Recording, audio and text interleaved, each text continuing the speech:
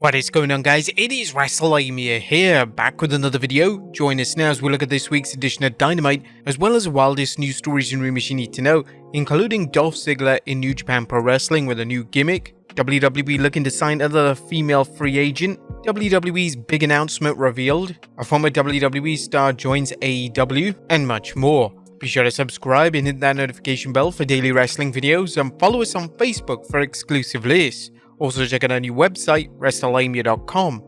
As always, we won't recap the show, but just look at the good, the bad, and the downright ugly. As always, we start off with the good as number 1, Samoa Joe crushes it with his post-match promo. As Samoa Joe is your new AEW World Heavyweight Champion, and he's gonna stay champion for a long time by whatever means necessary. This video promo exemplified everything Samoa Joe fans love about his character, a badass who talks the talk and walks the walk.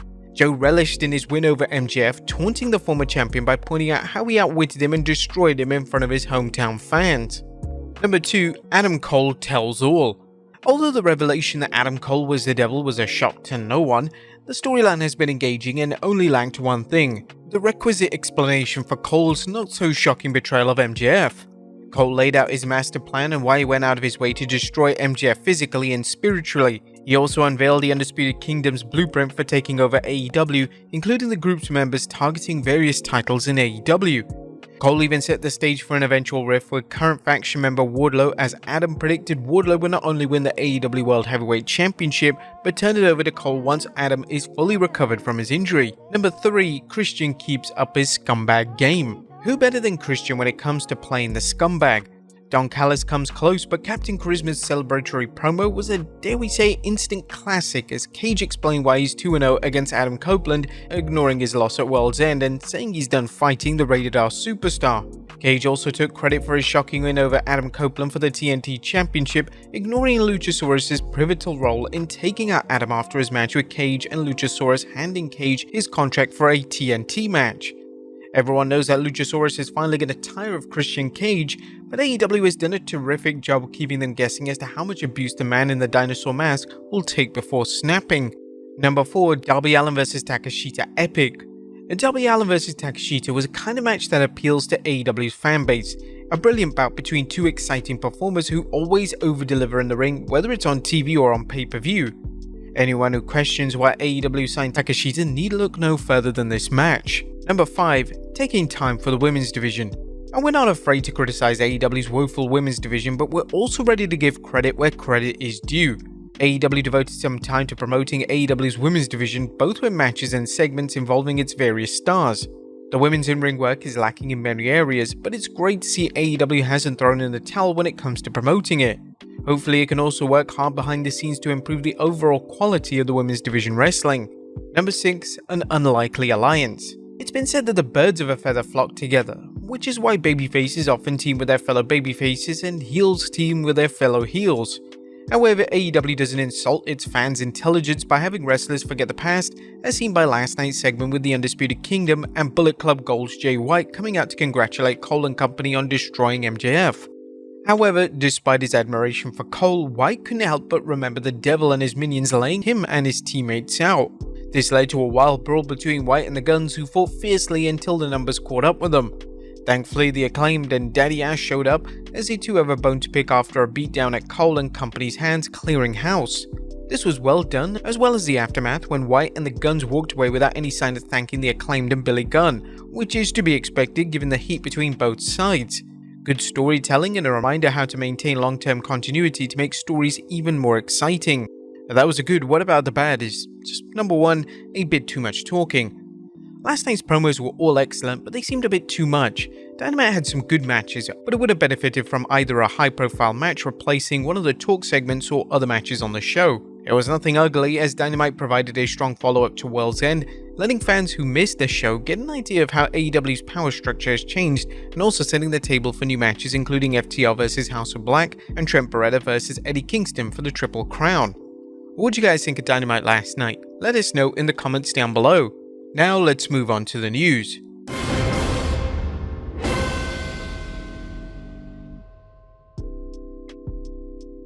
At first, we looked at wrestling's free agent frenzy. But the wrestling world is abuzz with the rumors of various free agents will land, as well as recent reports of free agents either signing with promotions or showing up for programs with them.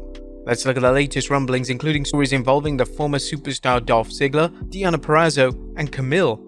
First, Dolph Ziggler debuts in New Japan Pro Wrestling under a new gimmick. How is Nick Nemeth signed with New Japan Pro Wrestling? And while we don't know the answer to that, we do know that Nemeth and brother Ryan showed up at New Japan's Wrestling Kingdom 18 to watch its many matches. However, newly crowned IWGP Global Champion David Finlay, who defeated Jon Moxley and Will Ospreay to become inaugural champion, had something to say to him. The two began brawling until they were finally separated. There are no reports on whether Nick has inked a deal with New Japan, but it looks like he will be working there. He also gave fans a look at his new gimmick by loading a hype video depicting him as Wanted Man, an action film style hero fighting his way through a zombie apocalypse. This looks awesome, and we look forward to Dolph Ziggler in New Japan Pro Wrestling. Doesn't the IWGP Championship look great on him? Next up, WWE looking to sign another female free agent. But the free agent frenzy continues to grow as more wrestlers become available to sign. The latest is former NWA Women's Champion Camille, who is now a free agent. She's on WWE's wish list, as PW is reporting. WWE sources indicated this week that Camille is 100% on their radar, so that could be where she lands. There was talk about her for the NXT brand last month. She held the NWA Women's Championship for 812 days and appears to be ready to move up to a larger promotion. The only question is where. Next up, Deonna Purrazzo is All Elite. Deonna Purrazzo is officially signed with AEW.